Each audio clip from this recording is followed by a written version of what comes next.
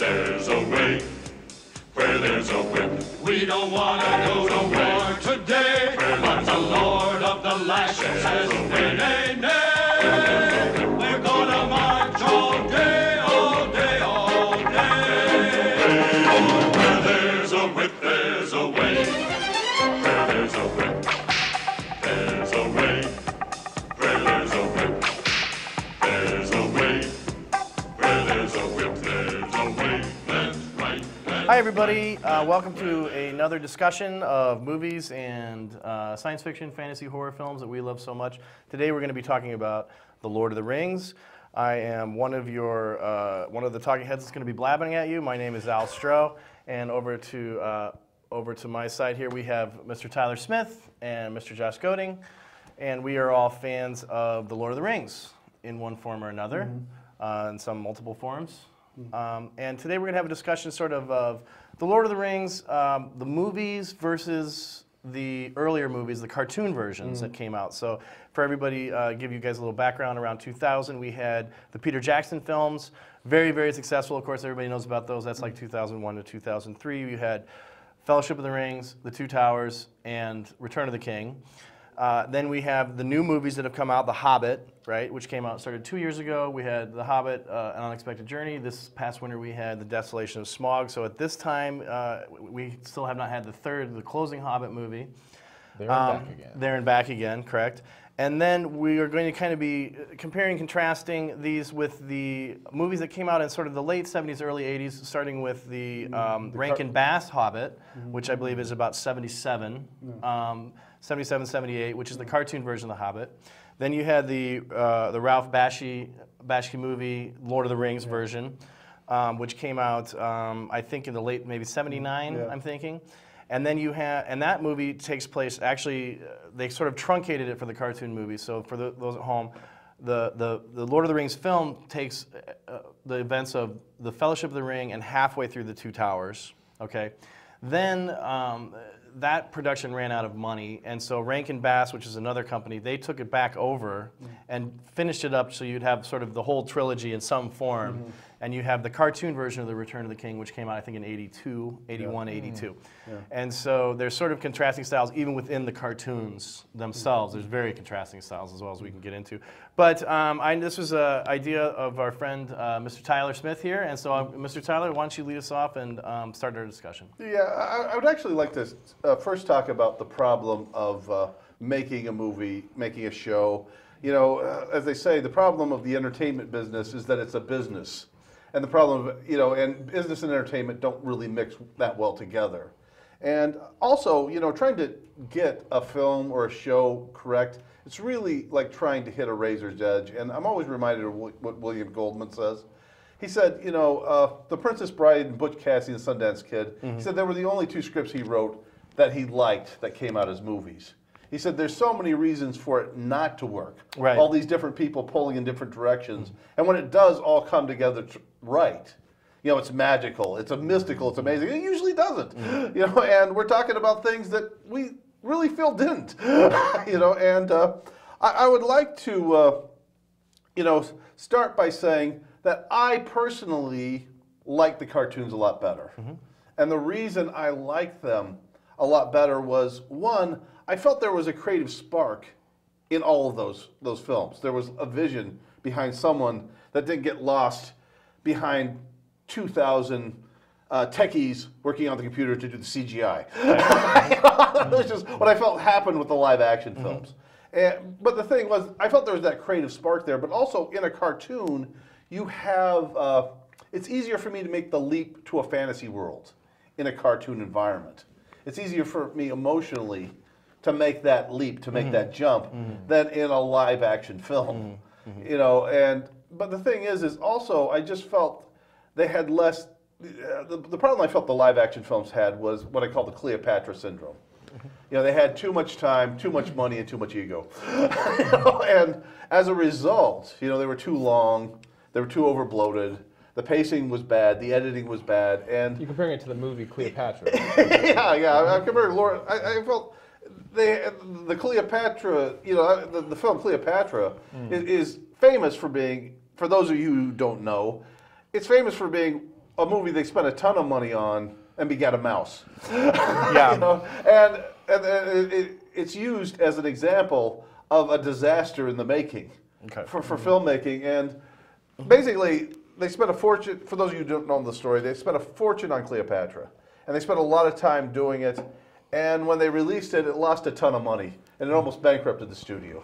Yeah, well, I mean, I think that that's maybe not so much the case here. I think that with the Lord of the Rings films, it was a gamble at first. Yeah. When they got the budget to do this, and the way he wanted to do this in 3 films, they had to sell kind of New Line on that idea, and they didn't really know it was going to work until, for sure, until that first movie came out. That allowed after the first movie, I think maybe that argument you could gain a little more traction. But I think for the first movie, they were on a, as far as the movie they were trying to make, they were on a tight budget. It was a huge budget, but as far as what they were trying to actually get onto film, I mean, I think that, and we were discussing this a little bit earlier, you know, I do feel that the Lord of the Rings films, they haven't aged as well as I thought they would age at the time. Yeah.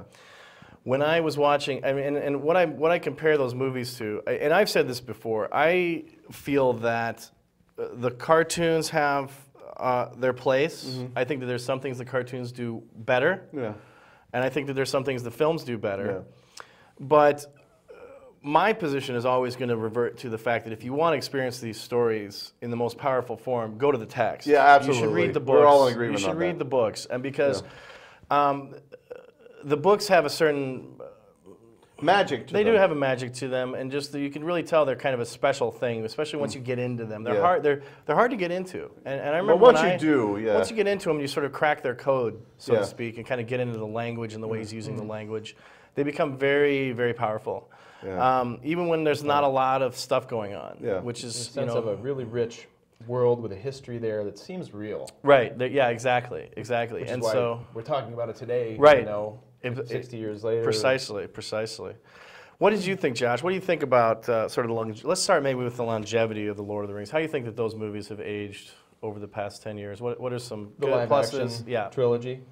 I'm a big fan of the Peter Jackson films, especially certain parts of them. You know, despite a lot of problems, I think, with the adapted screenplay, some of that are just inherent in taking a book that's this massive and epic and turning it into 3 movies. Right. Some of the things that they came up with were kind of forced, and we've talked about that right. time, and we'll get into that. And then problems with the casting.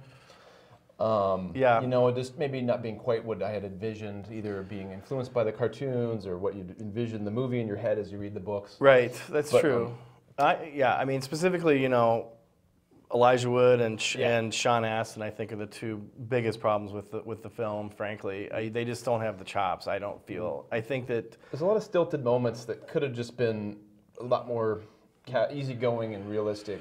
In the books, you know, and that's one of those things where they diverge from the books that I think is not as successful. And I think that they do get that across in the cartoons more. And specifically is that these characters are like in their 50s. Like Frodo is in his 50s in the book. He's well into his middle age, you know, or early middle age when he goes on this thing. And same with Bilbo. He's an older guy. In the movie, the Bilbo is a little closer, I think, to the right age. But I envision, I mean, I always look at the missed opportunity of, I always look at these, one of the things I always say is that they should have had the guy who played the old Bilbo, what's his name, Ian Holm. Right. He should have been Frodo. I mean, I think he would have been a great Frodo at that time, you know, or somebody who's, get one of these English actors that has some gravitas so they can kind of automatically lend to the role. But, and Tyler, you had some issues with the art direction of the... the main problem I had with those films was I really felt the CGI, it really just didn't work for me. I mean, it looked fakey, and, you know, I didn't, and part of the problem is, and we were talking about this earlier, is the fact that you got like maybe hundreds or thousands of people putting these special effects together. So there's no one person with like a vision. So I think what you're referring to is sort of like what you were bringing up earlier was like Ray Harryhausen, which is a guy who we discuss all the time. He did those great stop motion effects for movies like the original Clash of the Titans. I hate the fact that I have to say that now. We all do. The original Clash of the We all Titans. do. And Sinbad, the Sinbad movie from the 70s. Seventh Voyage of Jason and Sinbad, the the Argonauts. Golden Voyage of Golden Sinbad. Voyage. Yeah. What you have there, and what you have there is you have a guy who is able to, because he's the guy who's in control of these, moving these little armatures and these little Muppets and puppets that he's created. You really get a sense of his personality in all of his work. You can look at a work and instantly know that that's Ray Harryhausen, because as an artist and as an artisan, he's coming through and he's creating a personality that if you have a fleet of people working on computers, that's going to get watered out and that's going to get lost. You might have really powerful and talented artists, but the fact that they're, I just do the eyebrows, I just do the noses, I just do the skin tones. And so I think you do lose. I think you do lose a little bit of that. And the what we were talking about, the massive effects, which is the effects that they used for all those armies in those original movies. The sprites for like the little guys running around. At the time, extremely impressive, very, very impressive at the time. Hasn't quite aged as good. I mean, it kind of hasn't held up that well. Looks a little PlayStation-y now when you go back and look at them. And I think the other thing that we were talking about is sort of the art direction.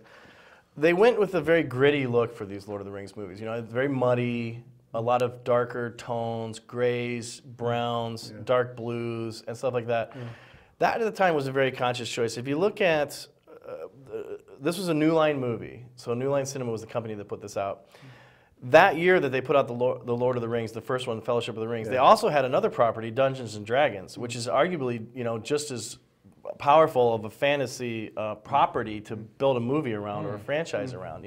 So it's very interesting to look at those two films because it's the same company, same year, same genre, okay, and Dungeons and Dragons is known as one of the worst movies that's ever been made. If you go to the IMDb, it's on the top 10 horrible movies list. I saw it in the theater because Tom Baker's in it, the fourth Doctor Who, so I had to go see it because he's never in movies. And so the fact that he was in it, and I remember he's in it for 5 seconds. And I went to this movie theater with my girlfriend at the time, and we sat there in the dark by ourselves, one other person way up at the top. And the person, when Doctor Who came on, about through the Thursday, I heard this woo in the back. So literally, we were the only two people in the theater, and we were both there for the exact same reason, that 5 seconds that Tom Baker was going to be in that film. But I mean, that's a digression. But if you look at that, it's candy colored. It's the castles that a sixth grader would draw with big tall towers, red peaks, on the tops of the towers, and it's just such a generic sort of fantasy. You can see what Jackson was doing when he looked around and he saw that, we had really come to this dead end as far as art direction in fantasy films, where it was totally a repeat of it was getting slightly better. Although at the time, those effects in Dungeons & Dragons were just horrendous. And at the time, I remember in the theater being underwhelmed, very underwhelmed. But what happens is Jackson comes along and he says, we're gonna do a 180-degree turn here. We're gonna get away from that sort of saccharine world of unicorns and stuff like that, and make this very gritty, very realistic. Try to do this as make all these creatures look as if they could have evolved from a real creature at some point. For like dragons and stuff like that. I think it was a bold move. I think it was a good call for the time. But I think that ultimately what it's done is it's sort of hurt the longevity of the movies, because that look, while cool at the time, people don't have that same reference point now. And so they can't really, I don't think that they get that that was a deliberate sort of, as deliberate of choice as it was, okay? And I remember, for instance, the very first footage I saw of The Lord of the Rings, when I saw it on a little computer and they were coming out with the preview of the preview of the preview came out, and it was some of the orcs running through the woods, and it was literally just guys running through the woods is what it looked like, because that's what it was. It was just guys in armor running through the woods, and I was so shocked because at the time Star Wars, the Star Wars prequels were still coming out, and we were just being saturated with this insane amount of CG, and so for the time it felt very restrained in a way. Now, that's also cheap. In a way. So if you're a sci-fi guy working over at Sci-Fi Channel, you can go, oh, look, we can just cover everybody with mud and sort of achieve that look. And have them running around in the woods. It's kind of like Monty Python, Jabberwocky or Holy Grail, those Monty Python movies where it's just like, just cover everybody with mud and stick them in a field. that's been done so much, I think, over the past decade that it's really sort of taken away. And even though they were sort of innovative, it's sort of come around and sort of bitten them, I think, a little bit. Yes. A little bit, because ultimately they're not as fun to watch. I mean, they're not as cool, they're not as engaging as they could be, because they're not as fantastical as I think they could be. Yeah, but I did want to say they're definitely not as fantastical as the cartoons. Yeah. But I did want to say this. You know, when I watched Jason the Argonauts, and they got that scene with the skeleton warriors in there. That scene, when I watched it for the first time, absolutely knocked my socks off. That blew me away. Yeah. And there's nothing in any of these films that does that. You see what I'm saying? The CGI stuff that's supposed to knock your socks off, blow you away, it's like, no, it just kind of looks kind of fakey. You know, it does. But the thing is when you're using actual models, there's a level of detail that's much greater than if you're doing a CGI Well, I effect. think there's something that comes across because you're actually photographing a real element. Yeah. You know, as far as fakey, not fakey, they look pretty fakey. I mean, Jason Argonauts still looks fakey. You can tell how they did it. But what I'm saying is, it connects with me emotionally when I'm watching it in a way that's that what's CGI important. doesn't. That's what's important. Yeah, and you know, when you know, I don't think there's anything wrong with quote unquote fakey effects either. I think that's fine, as long as they have, you know. As long as they, like you're saying, they have character. I think that's what's most important, and I think that comes across in some movies, and some movies it doesn't. One of the things I like about the cartoons is that I think that in many ways they're more faithful to the books. They leave the songs in, for instance. I mean, as much as some people, that's one of the things I really liked about the cartoons. Yeah. And they worked. You know, those songs worked to their like. I think some of them do, yes, absolutely, especially in The Hobbit. The Hobbit is, but also the Return of the King. I love that bit at the end where there's a whip, there's where a way. there's a whip, there's a way. Yeah, that's a classic. Right on the back could save the day. Frodo of the Nine Fingers. Frodo of the Nine Fingers. Yeah, I mean, this is a world that's very much drenched in song. I mean, you can't really swing a dead cat in Lord of the Rings, the book, without running into somebody singing a song in a corner. We might be making a mistake sort of lumping the cartoons all into one category. Because that's right, we could talk about that. Very different. Yeah, because the Ralph Bakshi one was very different from the other. The thing is, I have a lot of problems with the Ralph Bakshi. That's, as far as I'm concerned, that's basically unwatchable. I mean, I think it's a film that's, they ran out of money, and that's the story behind it. That's the only one out of these three. Correct me if I'm wrong, but that was the major motion picture. Now, that was the one that was released, made for TV. Right, correct. Yes, absolutely. So Ralph Bakshi's studio was known for doing all sorts of provocative and cutting-edge social commentary and things. It was a really interesting choice. If you can imagine, like, watching Disney's The Black Cauldron, if they'd been the ones to do Lord of the Rings, what a disaster Disney would have brought to it. I think they're both disasters in different ways. I mean, they're neither the Black Cauldron and the Lord of the Rings film. Neither one of them are particularly watchable. As far as, I mean, I tried to watch the Black Cauldron again a couple months ago and kept falling asleep. I just couldn't. And I read those books too, the Lloyd Alexander. Well, I want to say this about the cartoons. I didn't think any of them were a classic or a masterpiece. You know, I didn't think any of them were particularly great. But they work better for me personally than the live action films. That's my point. And we were talking about this earlier, and I want to hit this point again about Ralph Bakshi. Sure. You know, I'll go on record saying I think the guy is a hack. I think the guy had some great ideas. Yeah.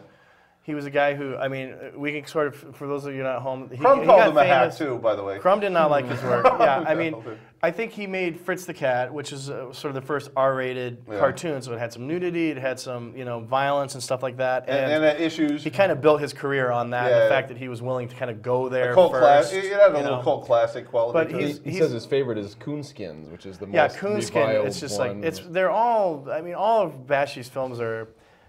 They're really kind of, they make you feel kind of dirty when you watch them. They're really kind of sleazy, and you know, the allegory that he uses is like frying pan hits you over the head stuff, which is like not as clever as I think he thinks he's being, and especially when he gets into racial stuff, because he does a ton of racial stuff and he uses a lot of racial caricatures, and they are racist, and he's making a comment about racism, but he's doing it in such a way that's racist. Is in itself racist, and that's a really fine line to try to walk. You can walk it, you can do it successfully, but I just don't think he pulls it off because he doesn't. He's kind of like Terry Gilliam to the extreme in that he's so undisciplined.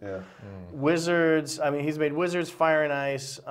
There's some other ones in there, but they don't make any sense, and they're just a Cool World is another example. That was his worst. That was it's his just worst. a lot of ugliness, a lot of brutishness on screen, and it's sort of just getting away with it. And so this guy, he did another one called American Pop. But one thing that I have, the biggest issue I have with his Lord of the Rings is that it's all rotoscope, which is the process of actually filming live action, You mentioned that, yeah. and then coloring over it. Yeah. So they did it on Snow White in the 30s. It's an old technique. But at the time, it wasn't that well known, okay? Still, because people just didn't really know about movies very much. So what he did in Lord of the Rings is he got a group of actors together. They filmed the scenes as if they were, in the character, acting in a space, And especially if you watch Gandalf in his Lord of the Rings, it's something that you can't unsee. The guy is hamming it up so bad. The actor. The actor. Because he knows he's being rotoscoped. And so everything he says he's milking is it. He's milking it, He has to put in these huge gestures because as far as you can tell what the actor is doing, he thinks that nothing is going to come across unless he can put these motions into it and talk about. I mean, literally, it just gets it's so distracting once you notice it that you can't unsee it.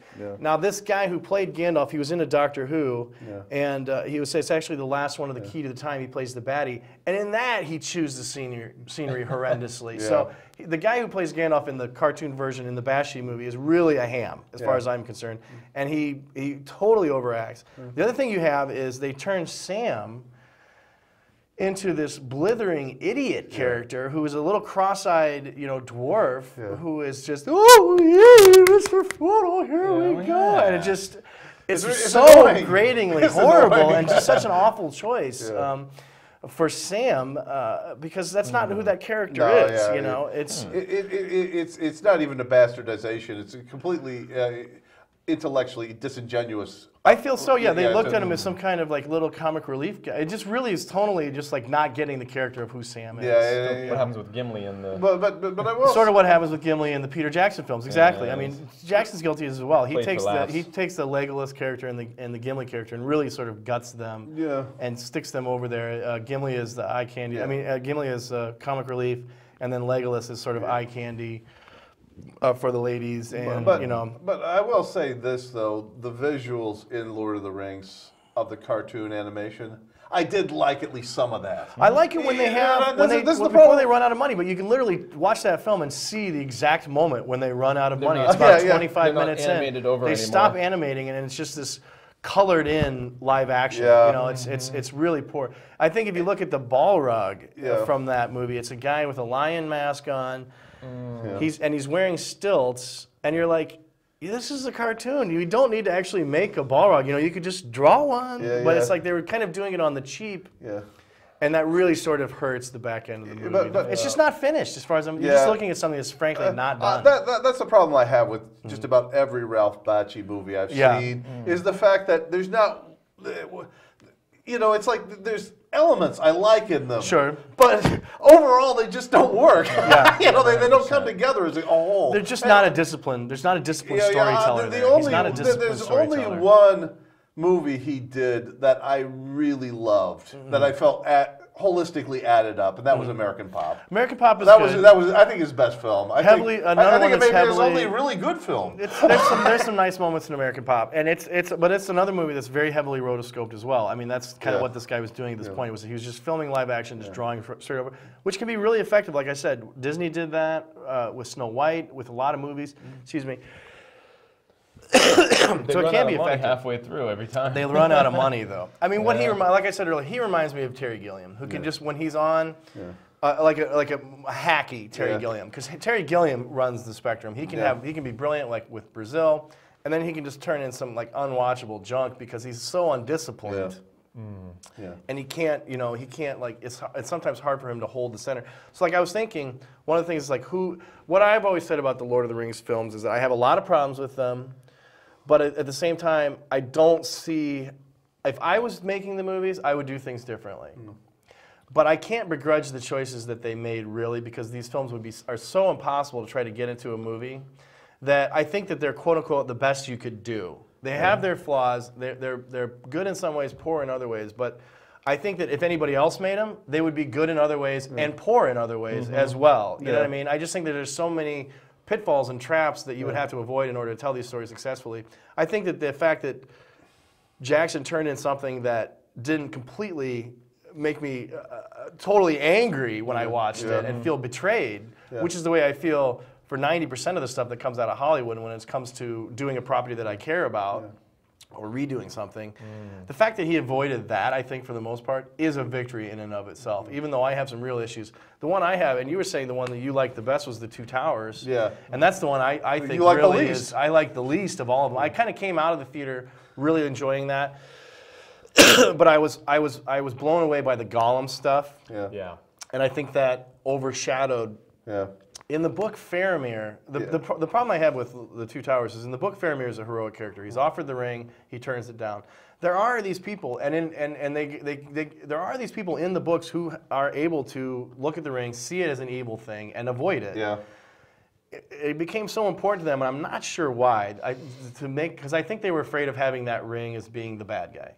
So they had to make that ring so scary in the movies that they made a lot of choices like Faramir can't turn down the ring.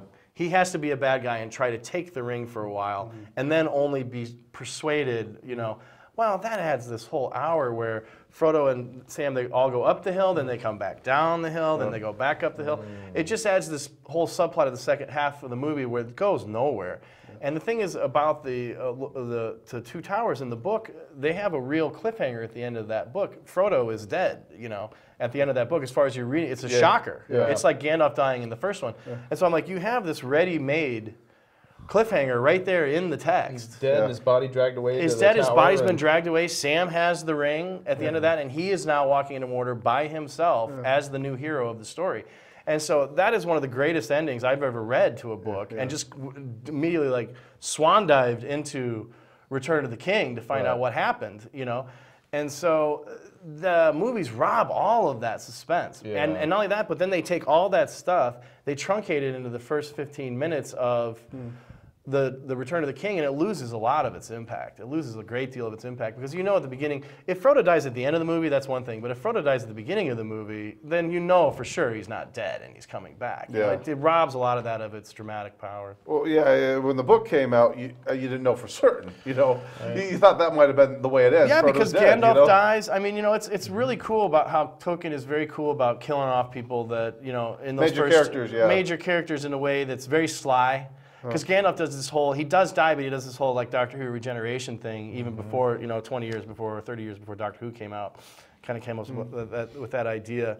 But yeah, and we could talk about, I think we should talk about a little bit about, let's get into The Hobbit. Because, I remember when The Hobbit came out. Are we talking about the live action? Let's talk about the cartoon first. I remember, it's one of my earliest memories. I remember, and it came out on a Thanksgiving, and my family this is the late 70s, so I was a small child. I was 3 or 4 or 5. And I remember being at somebody's house, okay, and because we were someplace on the road for Thanksgiving at some cousins or something like that. And they stuck all the kids in this room to watch The Hobbit while the adults could go do their, adult partying. And so this thing came on. I'd never seen anything like it. In those days, it was a huge deal for a cartoon to be on in prime time. That just never happened. Cartoons were on Saturday mornings. This is even before cable, so cartoons really weren't on in the afternoons very much. Maybe a little bit. You'd get Star Trek or something like that. Yeah, this was groundbreaking. When you came home after school, you know what I mean? Or Batman if you were lucky. TV movie.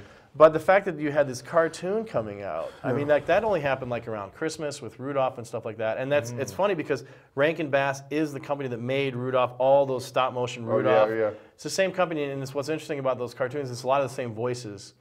So you can like Old Man Winter is Thorin, and these are holiday specials. These are holiday specials, and this was a Thanksgiving special that they had put together. So it's very much child-centric.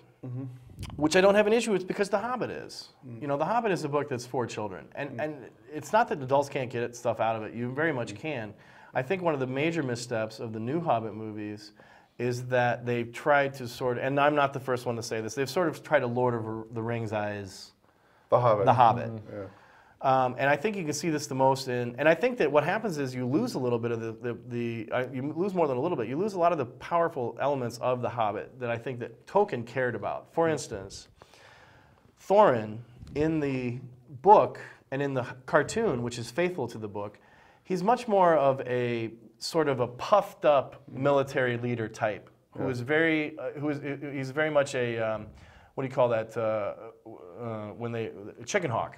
He's kind of a chicken hawk type, where he's very much into the, the rah, rah, rah, but when it comes actually to going in there after the spiders, going down the hole, Thorin always kind of comes up with some reason to send Bilbo down that hole. And that's really kind of what their relationship is in the book and in the film. I mean, in the cartoon, He's very kind of stuck up, and he's like, he doesn't really see, he's like, well, you better get, you got to get down there. And it's, when it comes time to the war, then at the end, then he wants to join in the war, but he's very much doing it for the wrong reasons again. Yeah. So he becomes this guy who, Thorin is a character who is grappling with this idea of courage, and Tolkien is putting into this book in a way a child can understand the nature of the generals in war that he dealt with. This is a World War I lesson, how the generals were in the chateau, drinking the wine, and the people removed from the horrors. They were removed from the horrors of war, and they were very much gung ho about putting people in harm's way and stuff because they weren't the ones that were actually going on there. Thorin represents a little bit of that. Yeah. That's a subtle point. In the end, he comes face to face with it. When he sees, his nephews and such dying, because some of the dwarves get it, and he's getting it, he's on his deathbed. He recants to the Hobbit, and he says, I was wrong. The food and cheer, the things that you care about, are more important than hoarded gold and fighting. So he really goes through this arc that I don't see that character going through in the movie. In the movie, he's a heroic character who is fighting for all the right reasons, doesn't have to question himself, and only that, but they've added in a bunch of action-y things for Thorin to do that he never really would have done in the book. Because he was a guy who was in charge. He was a guy who was always sending off other people to do his dirty work. He's not setting up they have a little hubris with him, but he's not being set up in the right way, I think. Yeah, it's certainly not true to the book character. Now, the other issue is that I think that The Hobbit, that the cartoon is much more successful, is that The Hobbit himself is a character who exhibits courage because he is doing the right thing in any given situation. So, for instance, when when they're attacking the spiders or whatever, he is finding, or when he's going into like the cave where they have them trapped, the elves, when the elves trap them, and Bilbo gets them out and puts them in the barrels and stuff like that. He's very much, at that point, he's very much trying to just get them out of there because he's their friend and stuff like that. He's not necessarily acting as somebody who's like brave warrior type. And I think that the Bilbo in the movie is very much more proactive in some ways, although he is kind of being marginalized in his own movie, I think, in other ways too. But yeah, so I think that the Bilbo in the movie is just a little bit slightly different. He's sort of coming at this as like, I'm going on an adventure, whereas like Bilbo really was swept along, kind of in over his head the whole time. And just trying to make the best of it. Trying to make the best of any given situation, but really not considering things like mission and that kind of stuff. He was really just looking reacting to what was happening. He was reacting in a way to many situations, and a lot of times he gets lucky. Whereas in the movie, okay, here's one. This is it. In the movie, they have him saving Thorin's life by jumping in front of a wolf and blocking him. All that stuff was just completely added to give him this super heroic moment that I think the book Bilbo would have been, down the hill running away, would have been terrified, would have been just out of his mind terrified, which he was. He was at the top of a tree just grabbing on to another dwarf's legs in the book. And he put on the ring when the fighting was and then ran and hid. Ran and hide. He falls asleep during the Battle of Five Armies. I would be very surprised if this Bilbo goes off and falls asleep during the Battle of Five Armies in the Peter Jackson, You have these hyped up moments, trying to hammer it into a 3-act structure to make a 9-hour epic. That it just doesn't. I wanted to hit this point here. I feel like this is the Star Wars prequels all over again. With the Hobbit films, it's like they're milking them. They're milking them. You could. Now, you got a juiced-in audience, and they're milking them. Now, to play devil's advocate to that, there's enough material there that you could do that. I think you could do that. If you did it right. If you did it right. Now, and I'll give you as an example, there's a great Hobbit audio play that the BBC put out in the late 60s. It's like 69, I think. And it's like 10, 12 half hours. Okay? of radio play. They did a Hobbit in the radio version of the Hobbit, you know, which is excellent. And track that down if all you can. It's really good to listen to. It's very cool to listen to because it's kind of pre all of this, and so it really is book centric. But that shows that there's enough material there. The problem I always have with Jackson is that he stretches these movies out, okay, but then he doesn't leave stuff in the book in. He's still taking stuff out of the book.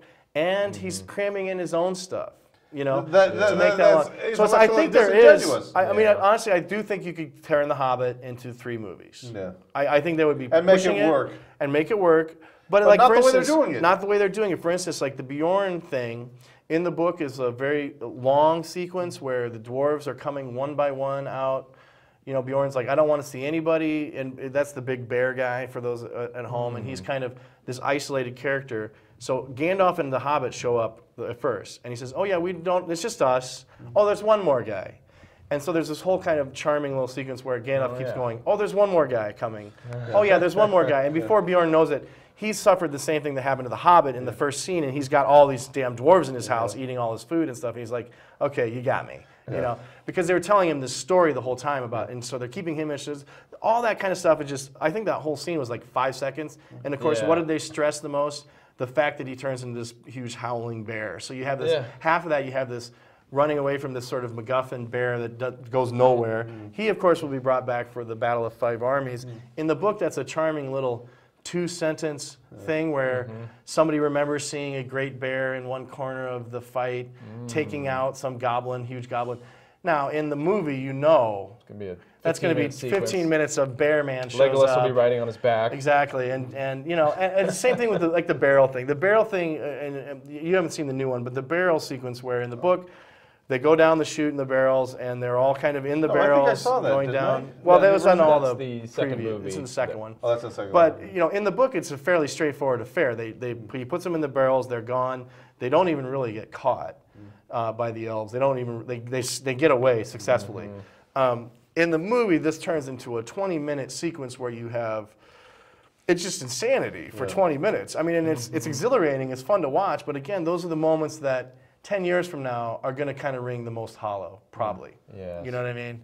That's kind of stuff where it's like, yeah, once you've seen it, and once we give this generation of CGI a little bit of time to mold, and then we will see. You know, then it's going to kind of some of the same those moments where someone's just about to get killed, and then at the very last second, someone surprisingly comes and shoots an arrow. Exactly, yeah. If I've seen this one so many times where it's like he's about to think, and he was overdoing that in Lord of the Rings, and then the last second the sword comes in and hits the arrow, or the orc gets shot right as he's about to do the downswing or something. That happens several times. Yeah, I think we were counting that, and that happens 4 or 5 times in the same sequence. People almost get stabbed, almost get shot at the last second. Takes away all the peril. It does. It's like the stormtrooper's always missing. You know what I mean? It's like, come on. I mean, it's like it's also, at some point it just gets ridiculous. These guys would be riddled with arrows. And Plinkett made this point, and it really stuck with me. You know, where he's talking about the prequels. Sure. He said the Jedis have no problem going through these droids. So it just becomes boring. You know, it becomes boring after a while. Well, he says it's pointless. You know, pointless. It's absolutely not being there. You know, he says they might as well just land in the hangar bay. There's no droids there and walk in. You know, because they've never had any problem getting through these guys, and it makes the next scene even more ridiculous. It does. It does. When Palpatine says, "Leave Obi-Wan Kenobi. We got to run to get out of here." Yeah. Why? Why? We might run into more droids. Yeah, no They've never been a problem. You know? That's an issue with all of those prequels. They started that right at the beginning of The Phantom Menace, where those stupid robots were never scary to anybody or a threat or of any kind. Yeah, they never had any trouble getting through. Never had any kind of trouble going through any. They're like hundreds of them. Keystone Cops, didn't matter. slapstick thing. And so, well, I mean, and one more thing too. I also on especially the Rankin Bass, the Hobbit and the Return of the King. The Return of the King. I thought those were the best two, and I thought the Hobbit was the best of all those. I think the Hobbit is the best one. It's the first one. Yeah. Well, you know what I'd like to bring up in the cartoons. This is a big point in their favor, especially those Rankin Bass ones, is that Tolkien did paintings. Yeah. Tolkien was a good artist. He's a very interesting artist to look at. It looks very medieval, just like his writing. His painting style is like a throwback to like Charlemagne sort of tapestries looking kind of thing, where it's like kind of flat, you know. And then like if something's far away, it just is higher Yeah. on the, you know what I mean? But things are kind of the same size. So there's kind of that older, you know, kind of medieval way of drawing that he copies. But he had pictures of Hobbiton. He had pictures of Barad-dûr, which is the Tower of Sauron. Yeah. He had pictures of Minas Tirith. In those cartoons, if you know those paintings, you can see that they have used those paintings in frames of the movie where it's one-to-one. I mean, they've sort of taken their style and drawn over the painting, but as far as the lines of the painting are right there. Those And so watercolors. Those that watercolors, Tolkien did. yeah. So those have been moved directly into The Return of the King. Those have been moved directly into a couple moments of The Hobbit, where it's just a better version of Tolkien's drawing. That has not happened in the movies. In the movies, they've completely sort of acted like those paintings, and that's fine. They don't need to. But I mean, I think that's I think it's sort of indicative of kind of where maybe they were a little bit more reverent to. They were a little bit less worried and a little bit more trusting of Tolkien. It's like they were saying, you can tell the guys in the 70s were like, we love these books. There's nothing wrong with them. We don't feel the need to add anything to these books to bring them to this. We don't think we need to meet the audience halfway. I think that Jackson, they felt that need of like, oh, they're not going to get this. So they dumbed down some of it, and they sort of take some of it out. And they kept going for the cheap thrill, the cheap emotion. Well, that's the problem. That's an like issue. you were saying earlier with the whole scene of where you had to have the character heroically kill off this wolf that was disingenuous to his character. Yeah, it was. Yeah, and you know that's a problem. That's an issue. For the cheap That's tricks. an issue with Jackson. Jackson is one of these guys who has to be pulled in because if you give him the reins, then you wind up with Dead Alive, and you have literally 30,000 gallons of fake blood that they used for that movie. My sister had a great one where she was watching. She's a big fan of all this stuff too, because she was the only girl with two boys as brothers, and so she got a lot of Star Wars, Hobbit stuff. So she read Foundation and stuff like that, and she read all these Lord of the Rings books too back in the day when we read them. And she said, you know, she was a big fan, and she still is a big fan of the Jackson movies, and so she went to King Kong. Okay, now if you remember King Kong, there's a moment where they all fall down into this muddy ravine. Okay, and then these horrible bugs start. And my sister was sitting there. She said this to me. She was sitting there watching the movie, and then when that scene started unfolding, she just went, "Oh, Peter," because she just knew that there was going to be this whole Peter Jackson-y thing coming up where the bugs were going to come out, and it was going to get gross, and people's faces were going to get bit off, and there's a lot of that where he has a little bit of that where he needs to be reined in a little bit. I think. And he's more successful as a filmmaker when he's reined in a little bit. Yeah, well, I wanted to talk for a moment about a TV movie that I saw. Okay. Called King Lear. Okay. You know, starring the late, great Laurence Olivier. Right. And this was one of the very last things that he did before he died. So this is probably PBS used to put on these. It was a PBS Shakespeare. They would film like a Shakespeare BBC play. BBC play. And you know, it was interesting as I watched it.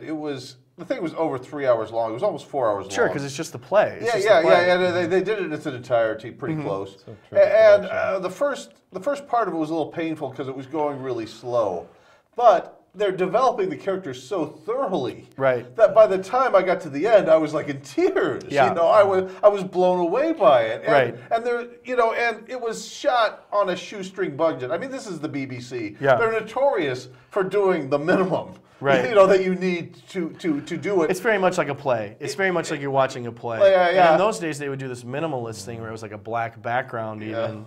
And it was sort of all very theatery, where it was like, you know, they would have a table like this, and that would be it, the only prop. Mid-ground well, they had very minimalistic, like painted, drawn sets, Sure. and a Stonehenge set that they used quite a bit for several Right, scenes. yeah.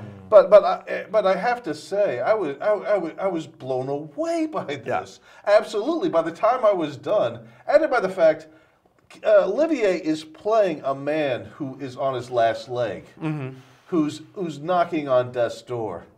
This was like a year before he died himself. Yeah. You know, so he was the character. So you have some synergy there in the casting. It absolutely meshed. It absolutely worked. Right. And Diana Rigg, you remember her from the Avengers. Sure, yeah. She played one of the evil, like, sisters in there.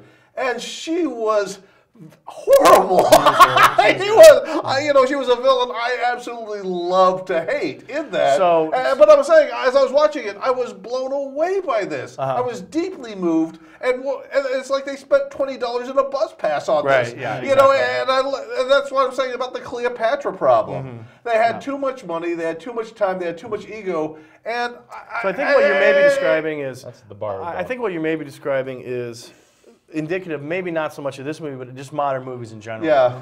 It is so easy for them to just say, oh, this will be CGI, this will be CGI, this will be CGI, this will be CGI, that nobody even really bothers to figure out if there's another way they can do it. Or anymore, if there's a story there. Or if there's the really even a performances story. are there. Yeah. You know, if it all it's going to add together. You know, together. and this is why I think that of the three movies, I think that the Fellowship of the Ring is the one that's pretty much remembered the most fondly in my experience of most of the people. And that's the one that's the most faithful to the book. That's the one that has the most character development, things you're talking about. That's the one that has the most quiet moments between two people talking. That is the one that has the most practical effects in it. So what I really loved about Lord of the Rings when I first saw it is there were shots that I could not figure out, and I'm a very savvy person as far as spotting special effects because it's something I'm very interested in. But there were moments in the Lord of the Rings where I could not figure out how they did that. Yeah. Now, later, every single one of those moments, you know how they did it? In-camera optical effects. And so in other words, they just sat one person further away. The oldest trick in the book was the one that worked the best. Out of all like they those did in tricks. King Kong. They literally built, I mean, like half the table would be normal size, half the table would be small. They would arrange it so it only worked from one specific camera angle, and they would film the shot from that angle. Then they would set the whole thing up to do the reverse angles in another way.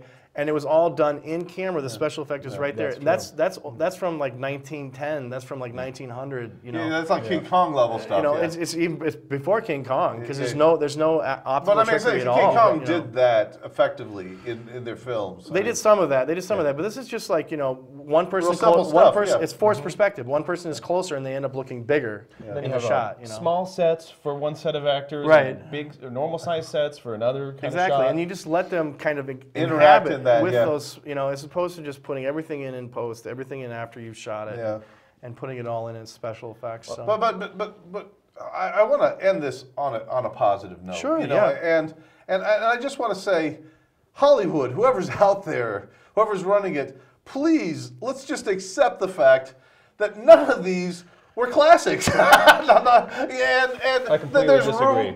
Completely disagree. None of these are modern classics. I didn't feel the cartoons were classics. I didn't feel the live actions were classics. Live actions were classics. I didn't feel. I'm like, there's still room. Someone come in, do a good definitive version of these books. I think these are the definitive versions. I think that like I said, I don't see, Tyler, anybody coming in and doing it better. What about what about Stanley Kubrick if he was alive? Well, Spielberg's still alive. I think what really works about the I mean, maybe, but I mean, would Kubrick do this? I don't think he'd be interested in doing 3 movies like this. You've got New Zealand as Middle Earth. It just does not get any more beautiful and breathtaking than these locations. Absolutely. You have handcrafted armor and arms of all these different cultures. That stuff made is by very Weta. sweet. Yeah, that stuff is all very cool. All the artistic craftsmanship that went into like bringing the Hobbiton, and to see, you know, Theoden's his Lodge of the Horsemen brought to the screen. I mean, these are true breathtaking moments in cinema. This is handcrafted artisans. I mean, it just does not get any more genuine and beautiful. And I think, I mean, I think that, I think maybe, Tyler, what you're sort of describing, like I said, is sort of the modern state of movies where there is just going to be a certain amount of CGI in any type of a film. In this one, you would have to. And you wouldn't have been able to make The Lord of the Rings in the 80s live action. You just wouldn't have been able to do it. Because there's just the scope and the scale of it, now, those it would have come off illustrators looking, that they chose to do all the art design, they probably should have gone with a different team, because those guys, Alan and John Howe. These are the guys that do all the drawings. You know, Tolkien calendars and the books for all these years. Their stuff's kind of dark and dreary. It is a little dark and dreary, and I think that But as far as them realizing, I agree with you 100%, Josh. As far as them realizing it, and as far as the actual craftsmanship involved, that's right there on display. There is a lot of the stuff that is, Yeah, and you remember that stuff. That was very effective. Of the horse, that city they built up on top of that hill in the middle of that spanning valley. That's amazing stuff. I actually wanted to spend a moment, since we're on this subject. And don't forget these films. There were things I did like about the live action film. Sure. I'd like to throw my 2 cents in on that. Yeah. One of the things I really liked about the films was those helicopter shots of New Zealand, right, where the characters walking. Yep. I like those where they capture the landscape and the characters. I thought those worked. You know, the other thing I really liked in the film was the actor playing Gollum. You know, the bad. Gollum did a good job. The actor who played that, that was an Oscar caliber performance. And the whole moment where when he has the conversation with himself, and they do that by changing the camera angles and cutting out Gollum talking to Gollum. He's going like this, but they're cutting out that turn. Oh, right. You know, and that is masterful. I've never seen that in any type of a movie and it's such a brilliant way to get across the split personality. That could have been used in any type of a movie where you had a character who had that issue of split personalities. And we've seen split personalities in hundreds of movies. And the fact that that's such an ingenious visual way that nobody's ever come up with before, that alone, just as a piece of filmmaking, was an amazing scene. And that had everyone in the theater transfixed when that happened, when those moments happened. You know, and they extended to him talking to his reflection. And in the third movie, he's talking to the reflection. They use the same trick where it's like they just do these cuts back and forth as if there are two people there. You know, the thing about Gollum, and that's one thing that I love about The Hobbit too, is that I think they nailed the Gollum in The Hobbit. He's much more frog-like, which is how I always pictured him. Less human. Less human. Yeah, in the cartoon, he's much more frog-like. I thought of him as much more frog-like and flappy. The riddles in the dark in the cartoon is just the greatest. The riddles in the dark in the cartoon is a great one. I remember that one scaring me when I watched that as a little kid. I was like, that's really freaky, you know. And I think that that's the most effective in the New Hobbit. The two most effective scenes in the New Hobbit, and there's no coincidence, has been the Gollum scene from the first one and the scene where Bilbo's talking to Smaug in the second one. I think those are the two most effective scenes. Those are also the two scenes where they have literally lifted the dialogue from the book, you know, beat by beat. And it's like, that's why I don't get it. I mean, that's one thing that frustrates me about the Jackson movies is that every single time, inevitably, the farther away they get from the material, the worse. It does not work as well, and it seems more. I would like to add one exception to that. Yeah. I agree with what you're saying, except for one scene where I thought this scene was the only scene that knocked my socks off. Which one was that? That was the scene where the orcs had the two hobbits and they're discussing eating them. Well, I think that and when they cut off that one orc's head. And the orc leader says, "It looks like meat's back on the menu, boys." I laughed my head off. You know, I mean, that wasn't in the book. That wasn't. I'm not sure if that's in the book or not. No, it's not in the book. That line wasn't in the book.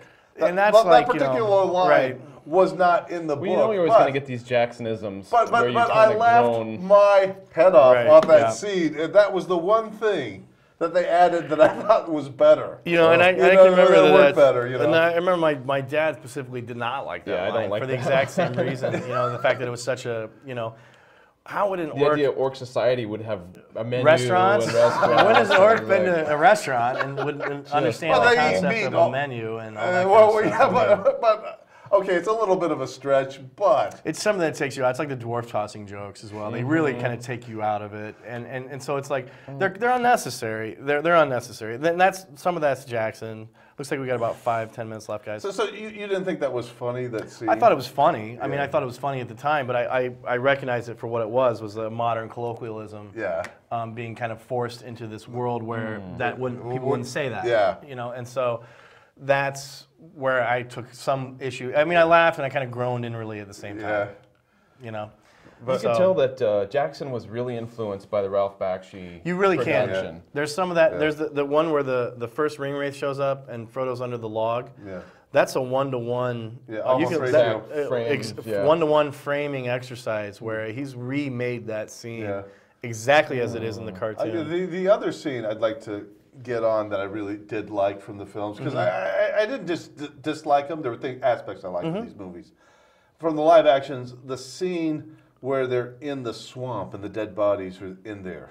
Very cool. You know, yeah. but Third that, movie. But right. what I'm saying, the you know, paths of the that's a dead. chilling scene. That really moved me. And the thing It's a chilling was, scene, and it's also another scene. I mean, just to interrupt you, I'll let you talk just a second. But it's also another scene that's verbatim, right as the book describes it. Yeah. You know what I mean? And so it's another one of those effective set pieces that Tolkien comes up with this marshland with these lights that are glowing, but anytime you get near them, they kind of go away. Yeah. They're always kind of in the distance. And then right under the scene, you have, because that's where the war takes place, that's in the prologue, was on that field. And so all those thousands of people died. They're all still down there in the muck. That's right out of, and you were saying World War I. Yeah. That's World War I imagery. Tolkien was an infantry rifleman, conscripted. He was a professor, but he was conscripted into the war, and he fought in these swamps, and he would do patrols after a battle, and they'd fire artillery barrages, and these soldiers would get killed in the swamps, and their bodies a lot of times looked pristine. Right. You know, I mean, because the water was cold, and it didn't deteriorate as fast, so it looked like they were just asleep under the water. And that was it was a chilling experience from him. From the war. Yeah, the more he drew from that. Exactly. And when you're drawing from your own life experiences. Well, especially an experience like World War I. I mean, I can't imagine living in that. That's one of the most outrageous things that people expect in history of mankind. And you see that in his novels, and that carries through in the movies and in the cartoons. I think that's a central issue. I mean, it's a central theme. Of a world that's spinning out of control. Everyone's getting sucked into this war. There's no way to escape it. It's about, and it's about the, and the thing is about World War I is that it was it was the first war where they were using these modern weapons, but they were still fighting as if they all had swords. Yeah, so they were lining up on both sides, march across the fields, and they would just turn each other into hamburger meat. You know what I mean? It was just brutal. I mean, it would just be, because I was actually doing a little research on World War I for part of my job. They went from what would be the equivalent of this side of town, maybe it's about west side, so about 3 or 4 miles, 5 miles, okay? Yeah. In order to make it that far over the course of one of these springs or fall campaigns, okay, the French and the British, they literally lost the entire population of Iowa City, plus the entire population of Cedar Rapids, plus half the population of Des Moines. Oh, yeah. And tens of thousands of people to make it 5 miles. Yeah, yeah. So, I mean, it was just this, to be in the middle of that and see the futility and the stupidness of that and to live through that. And the brutality, the brutality of it. Tolkien was one of the only people from his hometown that survived that war. All of his friends that he went to high school with died as teenagers. So it's like, literally like to graduate high school and then be like 19, 20, be back home, and everyone you knew in high school that was a boy is dead, because they did not make it out of that war. That's what he was faced with, and that's kind of, I think he saw it as bad as it gets. Yeah. I mean, he really saw did. a lot more of life than he really wanted to. He saw how how fascism really operates and how it can always look like patriotism and all this kind of stuff. He saw all those lessons landed right on his face, the kind of stuff that we just talk about. He lived through in the most brutal way possible. And I think that what's so uplifting about it is he created this beautiful, timeless work of art. Out of that does indirectly address those issues, and it does it in such a way that's so universal that, it's the #2 book behind the Bible, I think, or something like that, as far as copies worldwide. And so it's just, he really struck this nerve that you want to go there, even though it is, and it's like, I remember reading the book, it's a perilous place. They're in danger the whole time. That's maybe something they did not get across as much as I would have wished in the movies, especially Lord of the Rings. Maybe a little bit too much in The Hobbit. They're being actively pursued in a way that they weren't in the Hobbit book. But it's a dangerous place where you can get killed really any time. And you get this idea that when those dwarves and that Hobbit are leaving one little city to go to the next city, that's tricky, and people just don't do that. You don't just go down the, you don't take lightly going down that road. No, you don't. You don't, going in between places of, you can get attacked by trolls, goblins, all this kind of stuff. You're safe where you're at, you want to stay where you're at. Yeah, exactly. You just wouldn't, so it's like, there's real reasons why Bilbo doesn't want to leave home, and he's right not to. Yeah. They really don't kind of come across, But another thing I did like from the movie, I want to balance this out, because I did like aspects of it. I really like that scene. I think the movies can take it, Tyler. Go ahead. I like that scene. How many billions where the of dollars? king is talking, I believe it's with Aragorn, and Aragorn is saying, you're held up in this castle with your men. I just don't think this is going to work. Yeah. You know, I don't think this plan is going to work. And he says to him, look, the courage of my men is hanging by a thread. You're not helping by saying that. Right, You know, I thought that scene. Yeah, I remember that. I thought that scene was powerful. That's a good scene. I thought there were aspects of it that was good. I mean, one of the reasons I liked the Two Towers was because it does have there's a lot of action in it, and it does have a good suspense tension. It's got some great stuff. The end stuff where the trees come. And Enjoy the eagles come, and I mean, it's really kind of borrowing some from the Hobbit and that the big battle at the end. Stuff. There's really cool stuff in the Two Towers. My major issues with the Two Towers is that in the larger structure, it's just all the characters. We could have bypassed it. We could have bypassed it. Literally, every character at the end of the Two Towers is in the exact same spot they were in at the end of the Fellowship of the Ring. You know, Frodo and Sam are still out in the wilderness, walking around with the ring. Gandalf and those guys are still sort of gathering their stuff together, getting ready to go into mini city. It's like thematically, nothing. It's like we were saying, The Simpsons, where everything kind of gets reset at the end of the Two Towers, which is not the way it was in the book. Yeah. You know, there was drastic changes in the book. You know, and the other thing is, I'll tell you, a plus for the cartoons is the fact that they've got John Hurt as the voice of Aragorn. I think his Aragorn certainly has much more gravitas than the movie Aragorn. And we know John Hurt's one of the best actors in the whole world. And he can just do that thing with his voice. Even 30 years ago when he was a much younger man, he still has that gravelly thing voice where you come in and you really get this sense that Aragorn is a king. Yeah. Whereas in the newer ones, you never really kind of get that. I never got that I feeling. think in the end when he maybe cleaned up his beard, you know what I mean? When he went from the shag beard to the nice like clean line beard, then we got. But before that, you get the ranger part of him, but you don't really get that sense that in the book you got this sense that this was a really kind of like guy had some kind of inner strength or glow that was on display kind of at all times. It comes across in the book where he is a very kingly guy, you know, even in his ways of dealing with other quote unquote people when everybody thinks they're on the same level. This guy really isn't. He is a king, and has this kind of magic blood. So I think Viggo does okay. I think he does okay. I think he does okay too. Yeah. Like I said, I mean, as much nitpicking as I do with these movies, I don't see a way as they could be made better. Well, you know what I mean? It took him 3 movies, but the Academy did give Best Picture to Return of the King. Yeah. So that's true. For a fantasy movie to get Best Picture, that's a big deal. Really is yeah, beyond that is a big what deal. you would expect, and shows it how it's been accepted as a modern classic. But it's like what I was talking about at the beginning of this show. You have that dilemma. Do you go with a tried and true formula that's worked before and risk boring the audience with something they've seen over and over again? Right. Or do you take wild risks and risk losing them entirely? Yeah. You know, and I will say this about David Lynch. A lot of people say he's an idiot. He's a hack. I like David Lynch. He's a fool. No, I don't think that at all. But a lot of people say that about him in the business. But the thing is, it's like when I was watching a movie like Wild at Heart. It's like I know anything can happen. It's going to change. There's definitely no net in I like how he likes to draw way outside the lines, and I love that scene at the end at Wild at Heart where I'm watching that and I'm literally saying to myself, am I imagining what I'm seeing on the screen now? Because I'm not believing my eyes of what I just saw. Where the fairy godmother starts to come down from the sky. Yeah. And I'm watching that and I'm like, am I seeing this right? You know? So maybe a few more of those wilder. I mean, it is a fantasy. We could have maybe had a few more of those moments. What I'm saying is take some more chances. Yeah. Take some more chances. I agree with that. You know, one of the issues that I have with the books, I mean, with the Jackson films, is that they forced the linear structure into those. That's one of the reasons that the Two Towers got so screwed up, is because in the books they go off on these divergent paths, and there is no contact back and forth. Time. So Tolkien manipulates time in a way that makes the story more effective.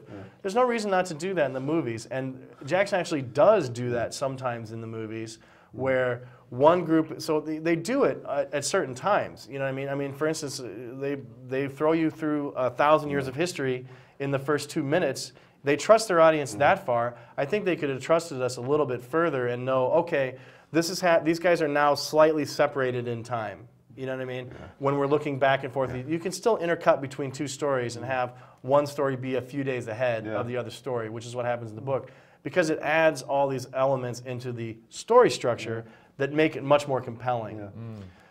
By sort of not making that as clear, I mean, and wanting to make that, dumbing that down for the audience, I think Jackson had to add in stuff like the Faramir, changing Faramir's character, and he had to take away stuff that was important, and so I think that the movies suffer from that. I think and also also they were what watered happens down is, from the books. well, also what happens too is that he kind of, in a way, he sort of runs out of story in Return of the King. Yeah. You know what I mean? In a way, we're kind of, Return of the King feels a little bit, I don't know. There's something about it. The extended battles and the extended battles of the book was kind of the same way, but by that time, like you were saying, kind of with the King Lear stuff, you were so invested in the Frodo and Sam as characters that them just taking a couple hundred pages to walk across the desert and just talking with each other was extremely compelling to you. Yeah. You know, in a way that the movies never were, because those actors they couldn't bring that part to it, and they never quite made it soar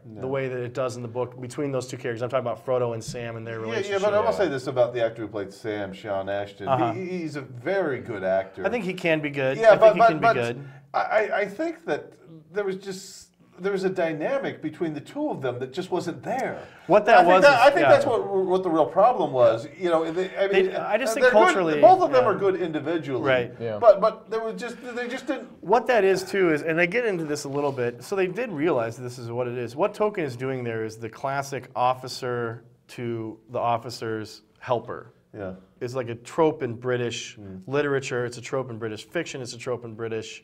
It's a very British thing. Yeah. There's a class distinction there, isn't there? There's the class thing going on there. But they would work together, and the officer would have his little boodle boy or whatever, his little guy. You know, that is that relationship.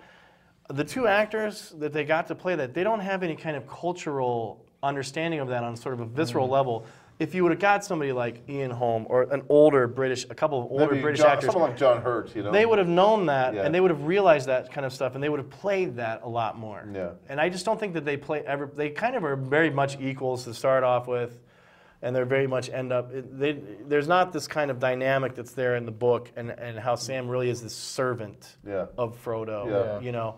And so what that makes, when Sam does the heroic acts at the end, that makes them all the more important, all the more deep, and they affect you the more emotionally, because he is this guy who's the little guy, who is now the only guy left. And in a way, he can resist the ring better than Frodo. And in a way, he does. He does resist it better than Frodo, because and Tolkien is very much making that He's willing to throw it in there, and Frodo weakens at the end. Yeah, and you know, Sam takes that ring, and you know, for a while he is the ring bearer. Then that's glossed over in the movies too, and that affects Sam, and he has to. He was tempted, but he has to go through some temptation. But he resisted. I was really wanting to see that in the movies from the cartoons. The whole Samwise the Strong. Right, and they do that in the cartoons. They do that. I really hope that would make it to the movie, and that was not there at all. Right. And so it's like in the cartoon, when he gets that ring, he does have this fantasy of, and they talk about this is directly in the Tolkien writing, about how he gets this fantasy about how he's going to turn Mordor into this garden. And he was the captain of warriors. And right, and he could see how that would go, but then he could very quickly, he's like, wait, don't get ideas above your station. Yeah. This is good. This is not, you know, this he's is very not practical. what I really no, want. and not only that, but he's a very down-to-earth guy, and has a lot of earth smarts. And there's characters all throughout the book that have that. Yeah. And that's one thing that they did not, because like I said, I think they were so afraid thematically of making that ring the bad guy that they had to have everybody just be petrified of it that comes in contact with it, or immediately turned by it, evil by it, which really wasn't in the book. There's a lot more characters that understand that that's to stay away from that. Not that they wouldn't be overtaken by it eventually if they picked it up. They weren't strong enough to resist it if it was in their possession, but they were smart enough to not want to have it. Yeah. They were like, they didn't want to have any part of it. The difference between Faramir and Boromir as individuals. Right, yeah, so Boromir as the brother, he's the one that wants to take the rings. Faramir is smart enough and is wise enough to know to leave it alone. That's a very important distinction to make, and that's something the movies really whiffed over. I would like to say this. There was one thing I liked about the books that nobody touched. Not the cartoons, not the live actions. And that Tom was... Bombadil? That was the writings in the language that Tolkien made up, that he puts in the book. Yeah, and he'll has put no it- subtitle for. Yeah. I thought that was. Yeah. But that adds a flavor. You see what I'm Exactly, saying? yeah. That none of the films or cartoons had. The Hobbit has been more successful in incorporating the maps. I would have loved to have seen more of the maps. Yeah. I remember in The Lord of the Rings, I was very disappointed that they barely, a little bit at the beginning, a little bit at the end. When I was reading those books, I was constantly flipping forward to that first page and being like, where are they? What the heck is going on here? And it adds so much. And it also gives you this sense of time. I mean, Lord of the Rings takes place over like a year and some change. Hobbit, pretty much the same thing, and you just don't get that sense of time. It's like a couple weeks is what it feels like in the movies. You know, it does not feel like a very long time. It took them a month to get just from Bilbo's house to Rivendell. It takes like a month or 6 weeks or something like that, where it's like in the book or in the movies, it seems like it's just a day or two. You know, like you can just get on a horse and ride there. Well, you know, it's interesting because Edgar Allan Poe, back in his day, he was into codes and ciphers, and he would have coded messages hidden in his stories. Right. That he wouldn't tell anyone. And if they knew how to break down codes, you know, they could find them. Well, you these know? are just as intricate No, as anything but what like I'm saying, that, Tolkien had that in The Hobbit, you know, where he had that language that he invented himself, but he didn't give any clues to. Yeah. And it's like, if you were smart enough and you knew how to work this, you see what I'm saying? There was like a cipher in there. You know, and this is a level of intelligence and passion and love. But you're also into the books that's just not in the movie. And not only that, but it's assuming a level of intelligence of the audience. Yeah. That the movies are afraid to go assume to go there. Yeah. They're afraid to go, and maybe rightfully so. It's been argued that he started out to write the books just as sort of a world, to create a world to house these languages that he wanted. Right, to exactly. bring The into language is reality. what he invented first. The most important thing and was built the it up Elvish from there. and, You know, in that way, it's very much like something like A Clockwork Orange, where the book, where it's all in this weird language, so you can really tell it's like the language was invented first, and then words from Russian. You know, and Yiddish in the various sources. Porsche. Gulliver actually means a head. I found that out. Well, there you go. In the Gulliver. I'm like, when I'm hearing that, I'm like, what the hell is a Gulliver? Well, that's what I mean. But you get to, but as you read the books, you understand just from context. Yeah. You start to get into the language. Same with Lord of the Rings. You know. Well, yarbles. You know, they use a lot of words like yarbles. You know, and it's like, you know, for the context, I kind of get what he's talking about. You know. Yeah. Or Huck Finn. You know, Huck Finn's another one where it's like this completely almost weird language that the kid is talking in that you really have to get used to before you can understand fully what's happening or what he's referring to. So, anyway, I think I can't not recommend any of these films. I think as a way to wrap up. I think Lord of the Rings. I doubt there's many people out there that haven't seen these ones. Worth it to go out to check out the cartoons. So you think I'm wrong that they shouldn't be remade at some point?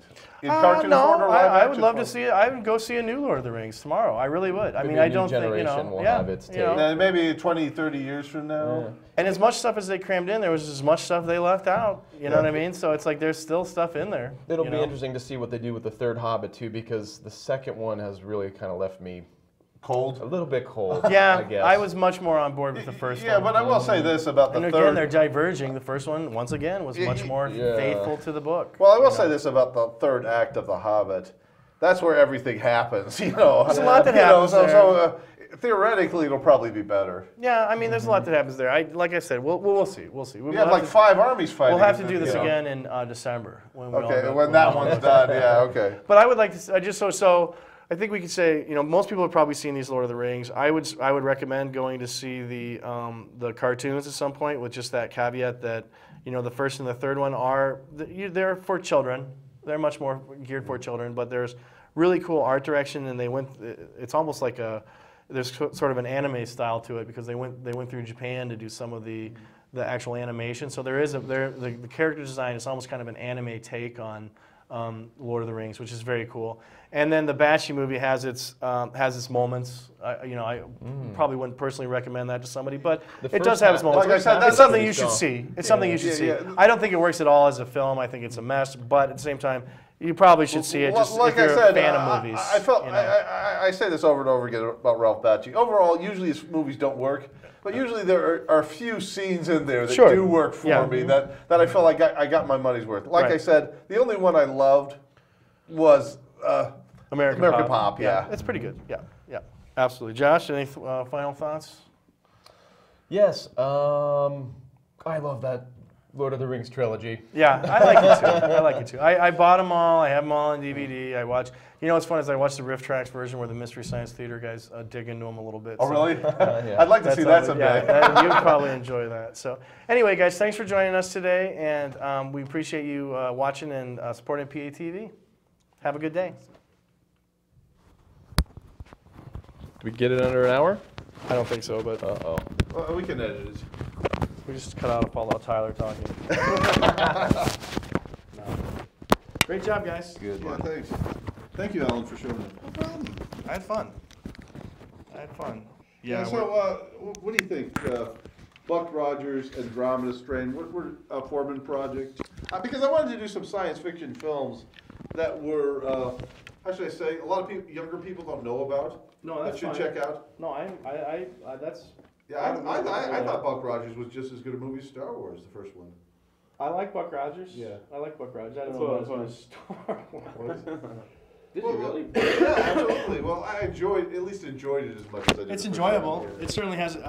It has a sense of humor about itself, which is always very refreshing to me because I think that's very important. Yeah, but the That's what reason I don't see. Like that Man of Steel. What a!